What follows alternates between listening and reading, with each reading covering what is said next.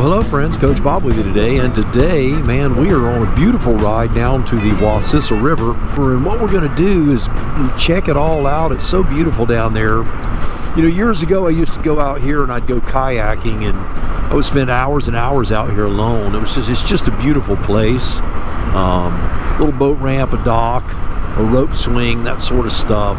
It's just a place to go for me to unwind just a little bit, you know, and I love these little rides. I go out several times a week. I'll take a little thermos of coffee and I'll go out and just enjoy Mother Nature. It's nice. Play in the creation, man. All right. Well, today, what are we going to be talking about? We're going to be talking about fear. Oh, yes.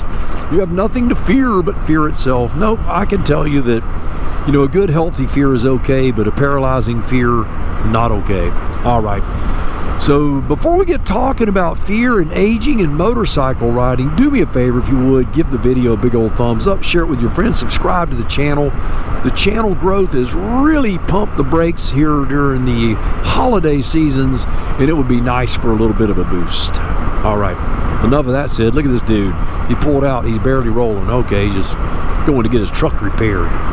Makes sense. All right, so what about fear in motorcycle riding? What's up with that? Well, I was talking with a good friend of mine named Ted. If you're out there, Ted, hi. Well, on the phone this morning. He is a motorcycle mechanic. He's been a motorcycle mechanic for years and years and years, and he is also is a professional level motorcycle rider. He doesn't ride professionally now, but let me tell you, the guy, he's a real rider. He can do everything on the motorcycle. And he's approaching 60, he's 58, and within the last year, he sold his motorcycle. And I asked him, did you sell it out of fear? Are you know, why are you not riding? Well, there are a lot of things going on in his life, but he told me none of it had to do with fear.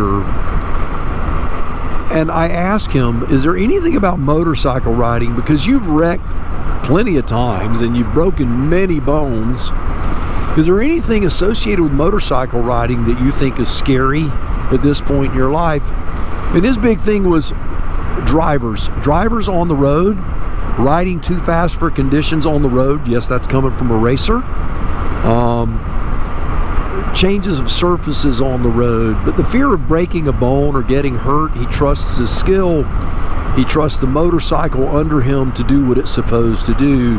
But it's all of these external things that scare him. I spoke with a young man earlier who hasn't been riding long, and he's been down several times since he bought his motorcycle. And he told me he's gotten to where he's a little bit afraid going around corners and being in tight places where he's having to really navigate around automobiles, and he doesn't like it. And the reason I bring that up is I asked Ted, what should new riders, should they be afraid? And he told me new riders that are older need to ride off-road for a year at least until they get on two wheels, because they learn to ride the motorcycle. You should not be thinking about riding while trying to avoid vehicles so that you don't get killed. And that would be a very scary proposition. But as I've spoken with older riders about riding in fear, we came up with some conclusions this week that I think all of you can relate to. What are we afraid of? That's the first thing. What are we afraid of? Well, I'll liken it to this. You know, I used to look at a ladder as a way to put Christmas lights on my house. At this point in my life, I look at a ladder completely different, and there is fear associated with it. I don't want to fall off the ladder. That doesn't sound appealing to me at all.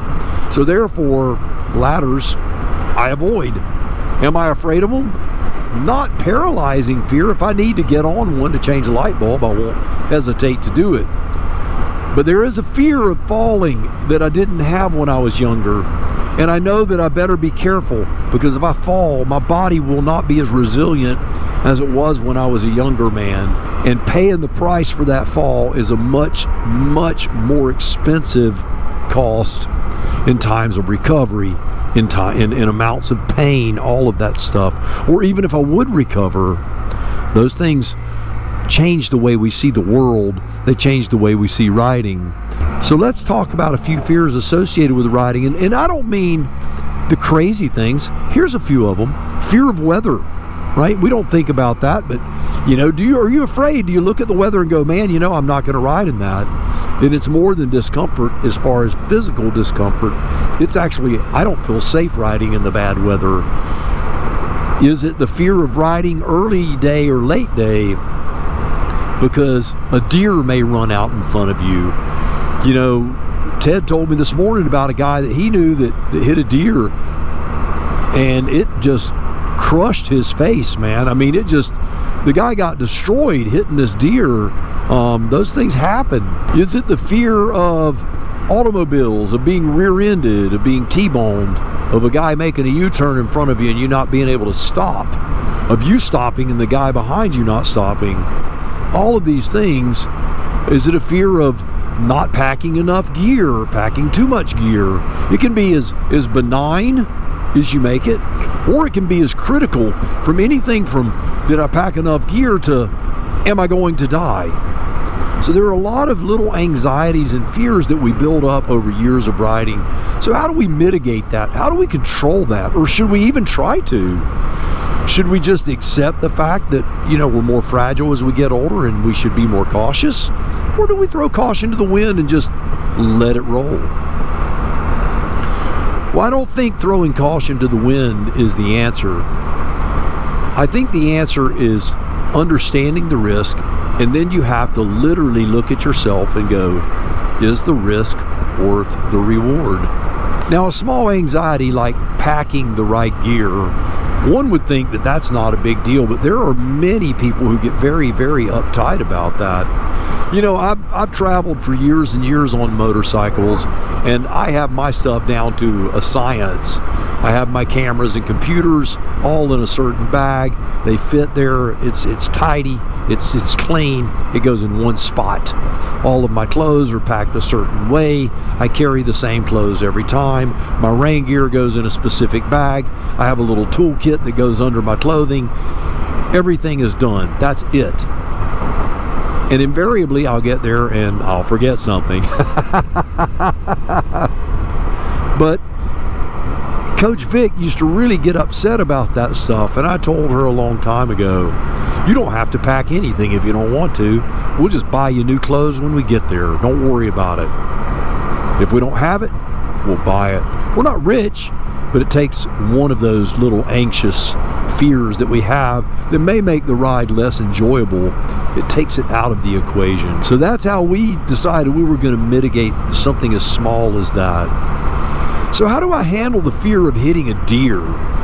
Do I adjust my riding times? Well, I can. There's nothing wrong with doing that. But do I do it? Nah, I don't.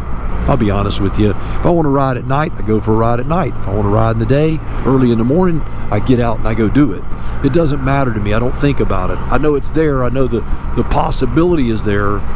You know, I hit a deer in my car a couple of years ago, and it did over $3,000 worth of damage to my car. Now, if that thing would have hit my body, it probably, if it wouldn't have killed me, it would have certainly put me in the hospital for a long time, and I would have laid on the side of the road for a while because I was in the middle of nowhere. So how do I mitigate that, knowing that it could happen and knowing what I've seen and what I've actually firsthand experienced? Well, the way I handle it is I just pay closer attention. I watch my speed. You know, I'm scanning. You can let your guard down, and all it takes is a second. You have to be very, very careful. But in this part of the country, I know that from September through April, they're moving a lot. I mean, they're moving a lot. I'm going to see them every time I'm out riding. Certainly in areas like this, there is not a time, even in the middle of the day, it is very, very rare that I don't see at least one, and normally I see multiples. So am I afraid of hitting a deer? I have a healthy fear of it, enough to where I'm not going to do 80 miles an hour down this road, I can tell you that.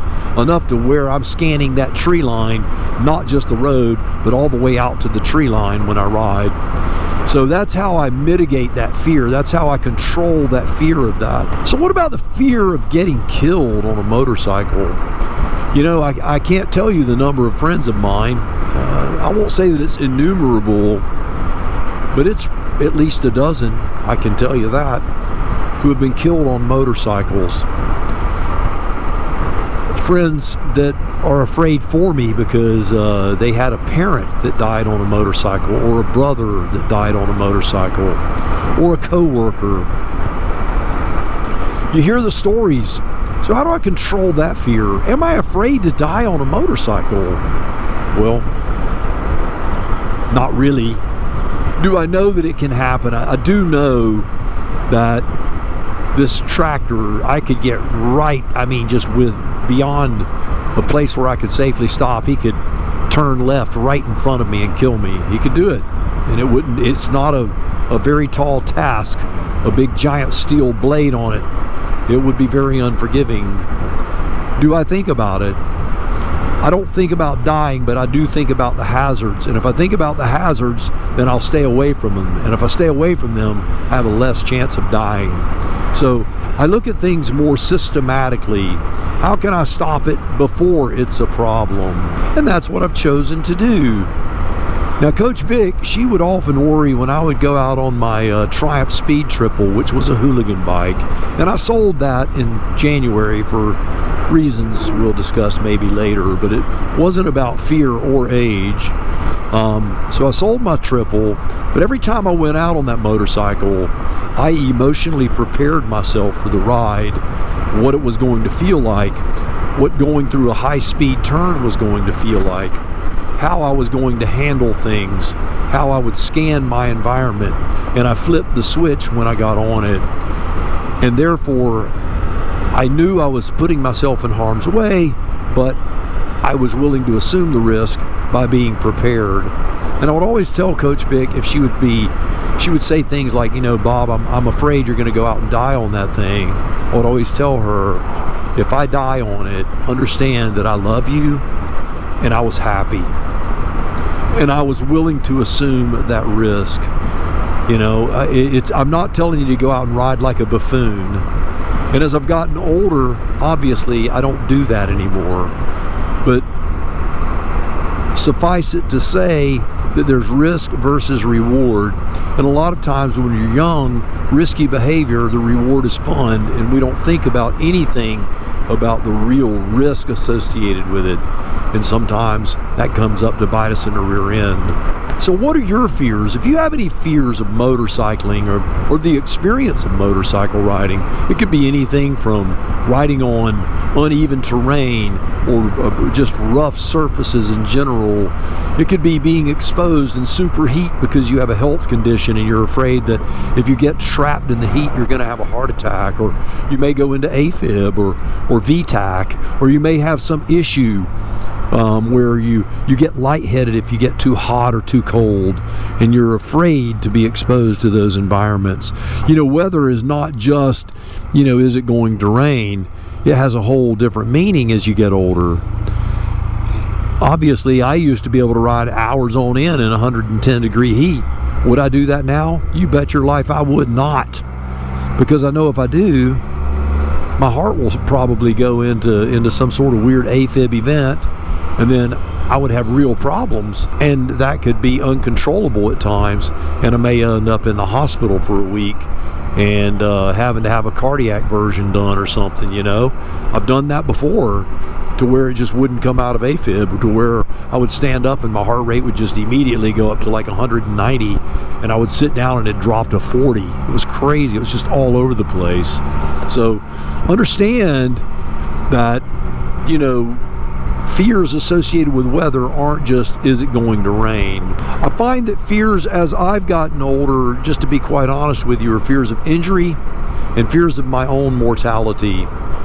You know, mortality is a real fear. It's something that, you know, you have to come to grips with when you get out and do anything where you're out in this environment. And you have to choose for yourself, am I willing to risk it today? Now, I'm going to say that riding the Spyder lowers that anxiety level. I still ride two wheels. I ride my Harley a lot. I ride my Triumph Tiger a lot. I'm not afraid of them. But when I do long tours now, if I was to go on like a long trip, would I be afraid to go on my Harley or on my Tiger? No, I wouldn't. But will I have lower levels of anxiety on this than I would on those? I would. I'd have a lot less anxiety. The big thing is not so much cars, it's surface conditions. I don't like the way the traditional motorcycle feels under me with radical surface changes. It used to not bother me at all, but I feel a little less secure than I did then. Isn't that odd? How that sort of little benign thing can get your attention and it makes you think a little more. I've never had an issue with it, never had a problem with it, never even had a real big scare. I probably shouldn't say that. Yet still somehow it bothers me. So it doesn't have to be, it's just a perception. It doesn't have to be real. It's just your perception of the fear. All right. Well, there's a little bit of talk about what we're afraid of and what we're not afraid of. But we're going to talk a little bit more about how to control all of these phobias when we get back on the Spyder. But let's go check out the beautiful Wasissa River. All right, here we are at the beautiful Wasissa River. You know, this place is so beautiful. I remember when I used to come down here a lot, it was always it was just a big dirt parking lot, and I'd walk out here and put my kayak in.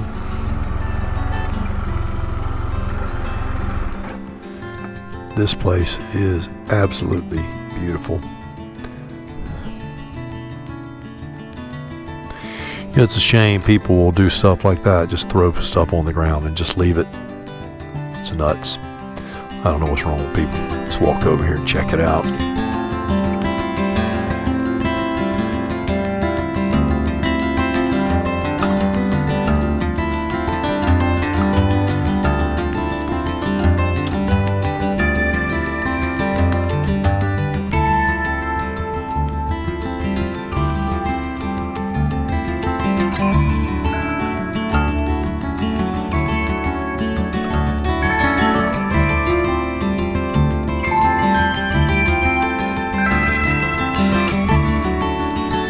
Now, when I was a young dude, I'd have probably jumped over to that rock and just landed on that little spot right there. I don't do that anymore.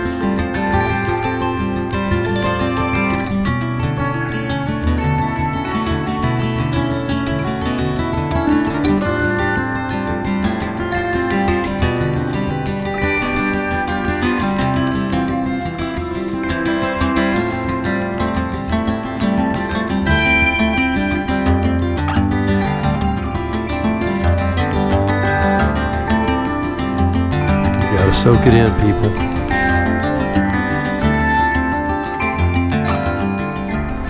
That's where I'd put the kayak in right there. What a beautiful place this is. So the conclusion is, at this point, if you've watched this video this long, is that you've decided to ride, whether you're afraid or not. So if you're dealing with little fears and little phobias that come up, what are some ways that we can squelch those things to make your life better and to make you enjoy your ride even more? Well, here we go. All right, the first one, the first thing that you have to do, the very first thing to overcome your fear is to face it. Is understand that your fear is there for a reason and that bad things can happen. And once you realize that, you actually can find peace there. You'll find that the ride will be less stressful and it'll be more enjoyable. So just acceptance that the fear is a real danger. And if it's not a real danger, then you're just a worrywart and you have to overcome that. That's a completely different thing. But acknowledge your fear and acknowledge why it's there. So once you've done that, the next thing you have to do is this. You have to decide what you're going to do about it. Come out with a plan of attack. For example, let's say you're afraid of running into the back of a car. Well, then what you need to do is work on your braking techniques. You need to prepare yourself for if a car stops fast in front of you, how are you going to handle it? Understand that if you know your braking distance, then you know when you cross a line, if I'm at this distance, I can't stop if he slams on brakes, or if this guy makes a bad decision and turns in front of me, I know this is my point of no return. Understand where those places are and operate outside of the point of no return as much as you possibly can.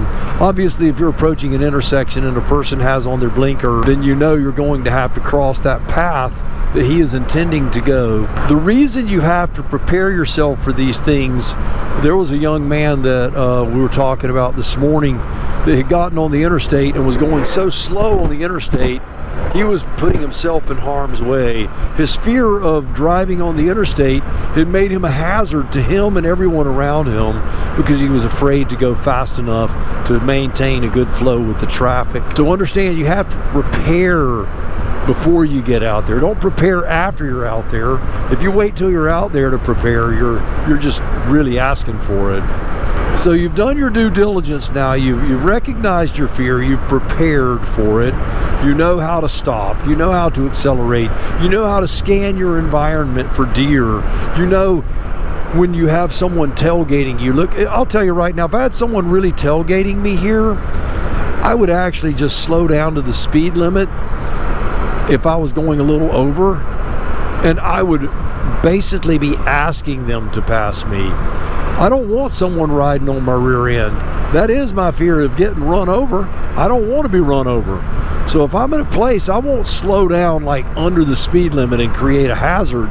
If I can find a stretch of road, like I may even speed up just to keep them off my rear end, and if I find a stretch of road like this right here is all solid yellow line, I'll find a spot that's open like this. I'll start to decelerate, let them close the gap, and I'll do like this. I'll just wave them around and they'll go right around. I don't want to be run over.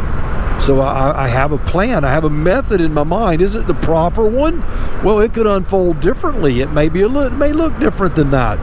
But based on what I'm doing right here, right now, that's what I would do. So I have a plan in my mind. So you've acknowledged your fear, you've prepared for your fear, now you have some methodologies behind you. What's another thing you can do?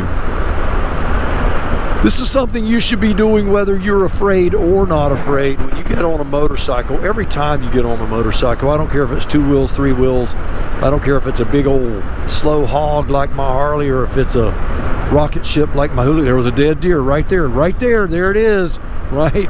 And I saw blood all over the road just about a half mile before him. Man, they're out. That was a fresh hit too. That happened since I was down there on the way back. They're out, man. So yeah. But again, whether you're riding and you're healthy and young and have no fears associated with your riding skill at all, you need to flip the switch. Flip the switch. Every time you get on a motorcycle, you flip the switch. You're entering a zone. You're entering a zone in your mind and in your body that you're preparing to ride. You're preparing to be exposed to the environment, and you understand everything around you. You want to be totally in tune with the machine, totally in tune with the world around you. You're paying attention. You can enjoy the ride and still do that. You know, I know we talk about disengaging with life. You know, disengaging with life does not mean not paying attention to what's going on. You know what I'm going to do? I'm going to back up because these log trucks, they cut these corners. We're going to give this guy a super wide berth there. So there it is. You know, I saw him. I backed up a little bit. I don't want, you know, for him not to have plenty of room. Motorcycle racers, like in MotoGP, you'll see them. They'll like do a deep squat right by the motorcycle, or they'll stop as they're exiting the garage and bend over. They'll reach up and grab a part of their suit, maybe their zipper pull, and kind of fiddle with it.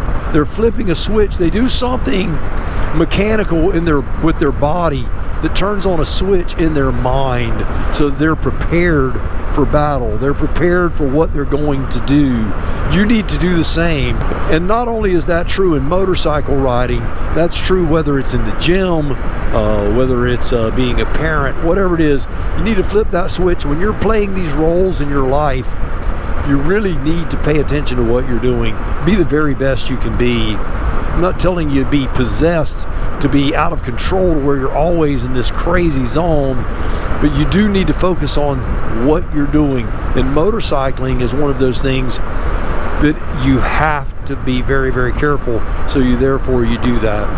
The other thing that you can do, and this is going to be the final thing that we're going to talk about, is get your skill level elevated. Elevate your skill level. Learn how your motorcycle responds under heavy braking. Learn how it responds under heavy acceleration. Know what a comfortable speed is. Know what a comfortable speed isn't. Am I oversteering? Am I understeering? What is the turn radius of the Spyder? What is the turn radius of the motorcycle you're on? If you're on two wheels, is it possible? Is this a bad drop point for me? You know, you need to start thinking about those things and then get out and do it. Work on those skills. You know, I've taken the Spyder into parking lots just to know the turn radius of it, how to pull a trailer if you're pulling a trailer. Get all of these things rectified before you're out on the road, because if you're out on the road and you're thinking about it, while you're thinking about doing something, you're going to run into somebody or they're going to run into you. You have to think about what you're doing, not the mechanics of riding. Your mechanics should be second nature. It's like when they ask you to write your name, you don't think, I wouldn't think B-O-B. It's not like that. I just do it. It just happens. It's a natural extension from a pen in my hand. And that's how riding has to be. It has to be a natural extension from your hands, from your feet. You should feel it in the seat of your pants, what's going on. So go out and do the training, do the required riding. Ride in places where there's no traffic to build your skills, to work on your braking. Pick a point in space and go, I'm going to do 30 miles an hour, and my goal is to stop at that point right there and hit the brakes as hard as you can and see how close you can nail it. You'll be surprised how accurate you can get after a while. You'll know exactly what you need to do to stop in a timely fashion.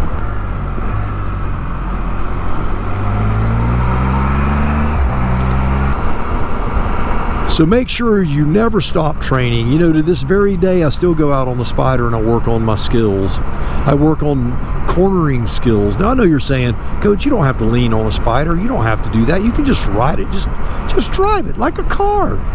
You're right, you can. But I want to know the best way around a turn. What is the easiest way to navigate an obstacle in the road without feeling out of control? It's important to me. I could come around this corner, a blind corner, and all of a sudden there's something in the road that isn't supposed to be there. You can be on the interstate, something come flying out of the back of a truck, and you can't miss it. But maybe I can, but you can't. You need to pay attention to what's going on. I need to pay attention to what's going on. It's a matter of life or death. All right. Well, there you go. Some fears that we have while we ride and some ways to address them. If you have anything that you would like to add down below, I would really appreciate it. I'd like to hear what you think about these things, about phobias as we age and ride. So before I check out, do me a favor and give the video a big old thumbs up, share it with your friends, all that stuff. So until next time, yes you, go out, buy the motorcycle of your dreams, eat right, take care of yourself, and remember, if you're not having fun, you were most definitely doing it wrong. Now you go seize the day, and I'll see you on the road real soon. But I've got some miles to make. What a beautiful day for a ride, gray and cool.